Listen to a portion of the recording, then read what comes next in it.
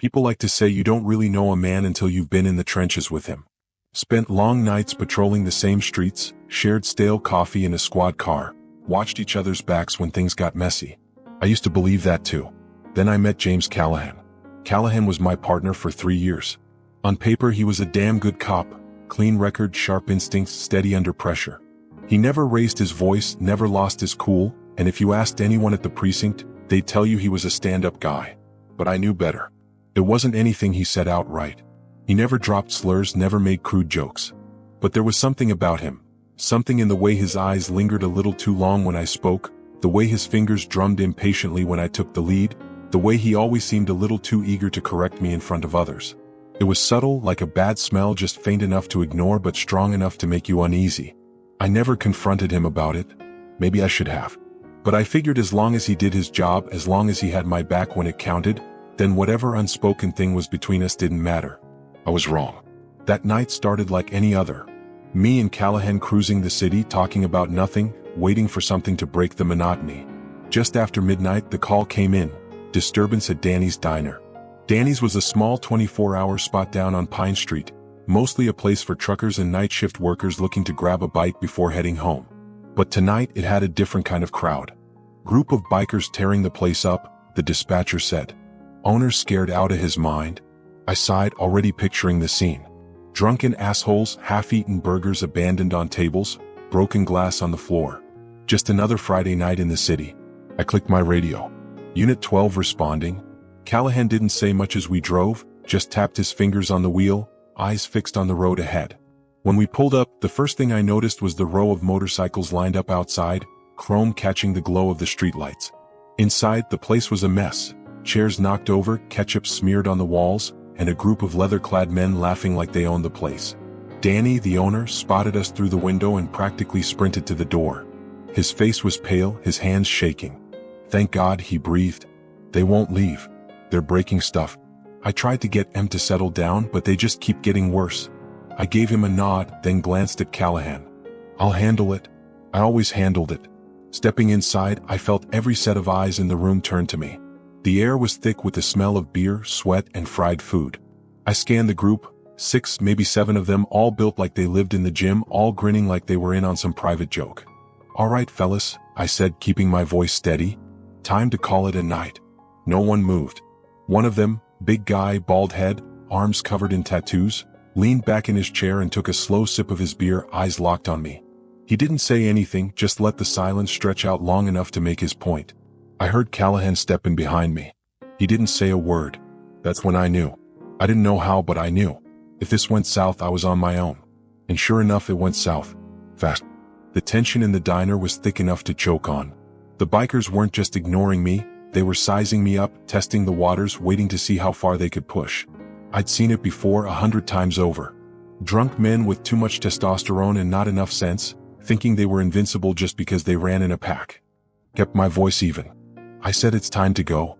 Tattooed bald guy, let's call him the leader, finally spoke. You hear that, boys? He smirked, looking around at his crew.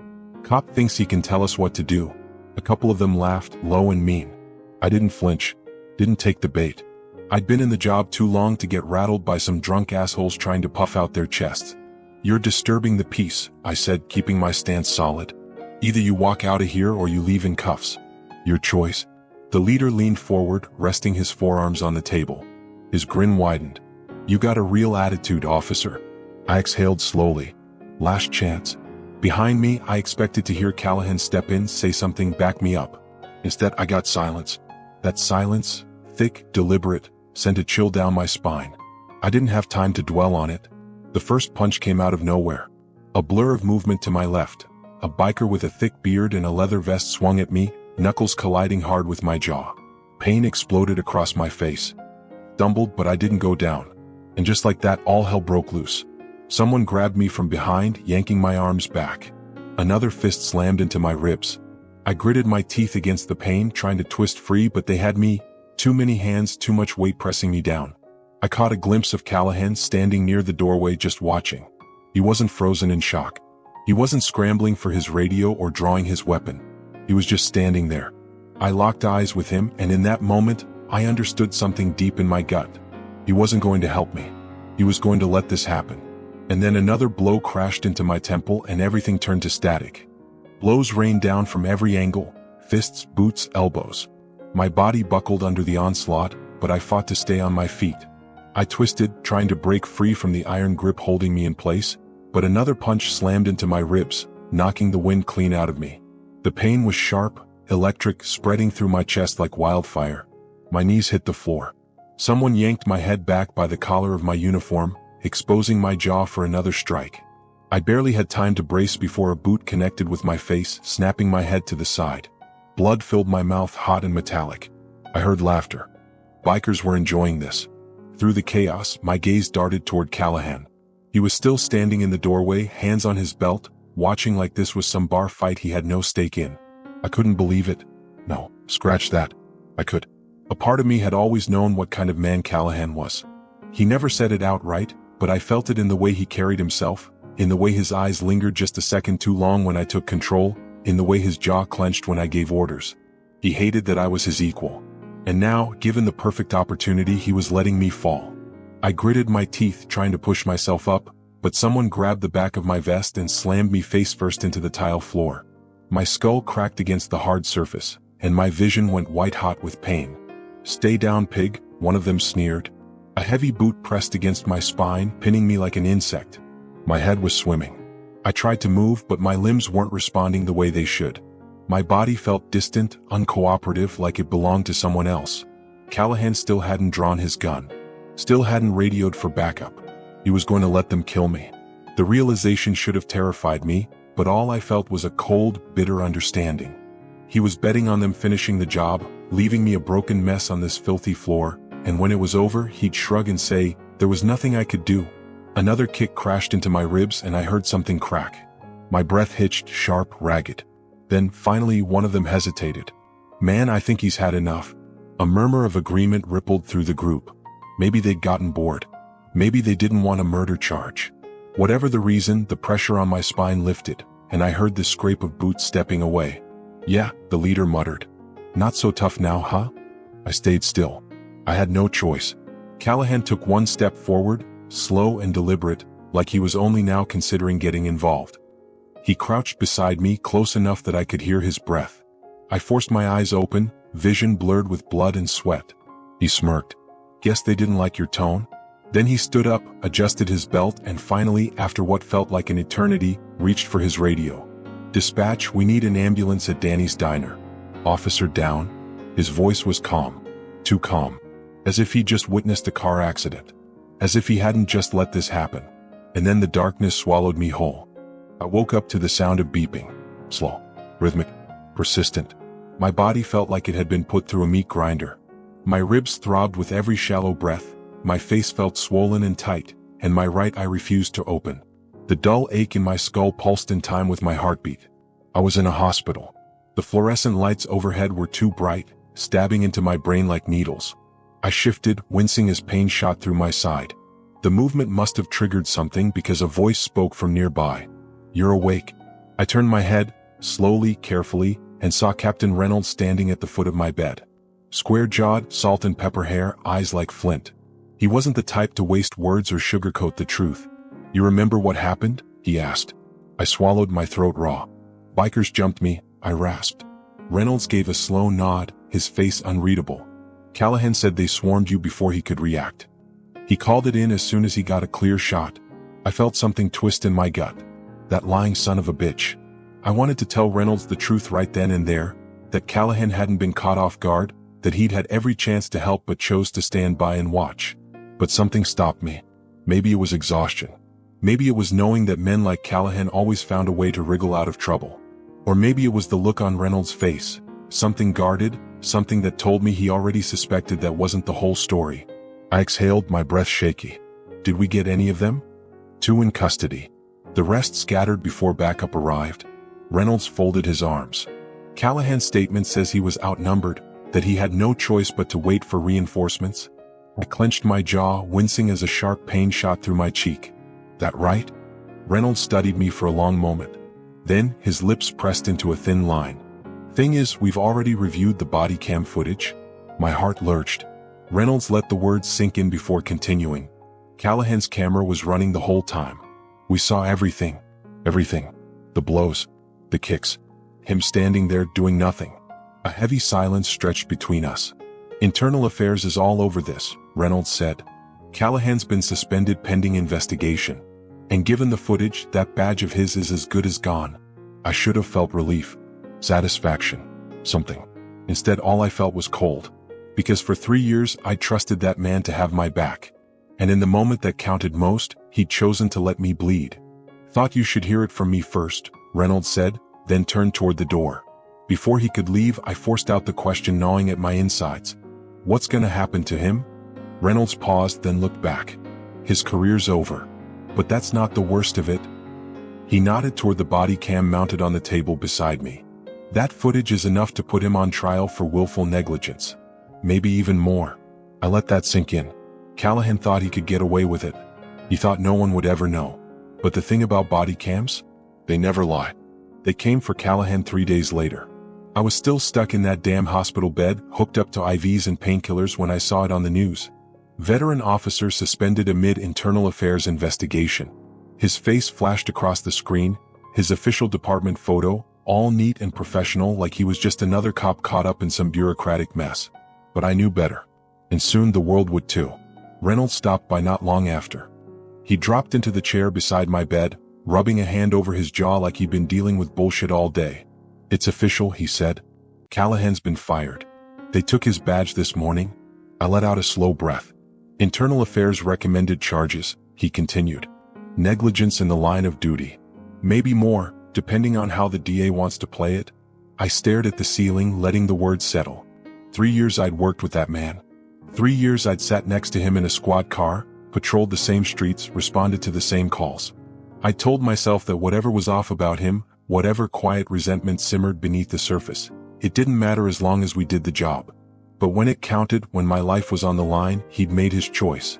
And now he was paying for it. What's he saying? I asked. Reynolds snorted. Claims he froze. That the situation was too chaotic for him to act. He shook his head. No one's buying it. Not with that footage. The footage. It was the one thing he couldn't weasel out of, the one witness he couldn't manipulate or intimidate. The body cam had seen what I saw, that he stood there and let those men beat me within an inch of my life. Reynolds sighed, shifting in his seat. You'll have to testify. I nodded. I'd known that was coming. You up for it? I thought about Callahan. Thought about that smirk, the way he crouched down next to me after the bikers had finally backed off and said, "Guess they didn't like your tone." My hands curled into fists. Yeah, I said. I'm up for it. Reynolds gave me a nod, then stood. Get some rest. You'll need it. As he left, I turned my gaze back to the news. They were showing footage from outside the station. Callahan walking out, his gun and badge already confiscated, his face set in stone as reporters shouted questions at him. He didn't answer. He just kept walking. For years he thought he could hide who he really was. Thought he could keep his hands clean while letting his hate fester in the dark. But hate has a way of showing its face one way or another. And when it does, there's always a price to pay. Callahan didn't show any emotion when they took him in. No anger, no fear, no remorse. Just that same cold, impassive look he always had, like he was already calculating his next move, already looking for a way out. But there was no way out this time. The body cam footage had sealed his fate. I watched the trial from the front row, sitting stiffly in my seat, my ribs still aching from the beating I'd taken. The prosecution wasted no time laying it all out, frame by frame, second by second, exposing Callahan for exactly what he was. The footage was damning. It showed me stepping into that diner, speaking calmly, giving those bikers every chance to stand down. It showed them turning on me, striking first, dragging me to the ground. It showed me struggling, gasping for air, fighting against fists and boots and raw, merciless violence. And then it showed Callahan, standing there, watching. His gun never left his holster. His radio never left his belt. He never moved, never spoke, never lifted a finger. The silence in the courtroom was thick as the footage played. The jury sat rigid, eyes locked on the screen. Some of them winced when my body hit the floor. A few stole glances at Callahan, their faces twisted in disbelief. When the clip ended, the prosecutor turned to the jury. That is not fear, she said, her voice sharp, cutting through the quiet. That is a choice. A deliberate, conscious choice. I felt a knot tighten in my chest. Because that's exactly what it was. Callahan had always resented me. Maybe it was the fact that I outranked him in experience. Maybe it was the way I commanded a room, the way I never let him talk down to me. Or maybe it was something simpler, something uglier. Color of my skin. He never said it outright, never let the mask slip completely. But it was there, in the little things. The way his tone sharpened when he spoke to me, the way his praise for others never extended my way, the way he questioned my judgment in a way he never did with anyone else. He could hide it behind professionalism, behind a badge and a uniform, but in the end, hate always finds a way to reveal itself. And that night in the diner? It did. Callahan's defense tried to spin it, of course. They said he hesitated, that he was overwhelmed, that he had no clear shot. But the footage told the truth. I could see the moment the jury made up their minds. The way their eyes hardened, the way their jaws clenched when they looked at him. They saw what I saw. And when the verdict came down, guilty of willful negligence, guilty of violating his oath, guilty of failing to act when his partner's life was on the line, he finally showed emotion. Not regret, not shame, just anger. As the judge announced the sentence, 5 years in prison, stripped of his pension, his career, his reputation, Callahan turned in his seat, his eyes locking onto mine. For the first time, there was nothing hidden in his expression. No smugness, no subtle disdain. Just raw, unfiltered hate. I held his gaze. Because the truth is, men like him have existed long before Callahan. And they'll exist long after him, hiding in plain sight, hiding behind civility, hiding behind whatever mask they think will keep them safe. But hate festers. And when the right moment comes, it always breaks through. I stood up as they led him away in cuffs. He didn't say a word, but I could feel the weight of his anger lingering in the air between us. And you know what? I didn't care. Because he lost. Because men like him are losing, slowly but surely. Because for every Callahan out there, there are men and women like me, who fight, who stand, who refuse to let hate win. And as long as that's true, we'll always have a chance. A chance to expose them. A chance to hold them accountable. A chance to win. If this story resonated with you, share it with those who need to hear it. Let's start conversations that matter and that will lead to change. Subscribe to our channel for more stories like this that challenge us, inspire us, and remind us of what we are capable of when we stand up for what is right.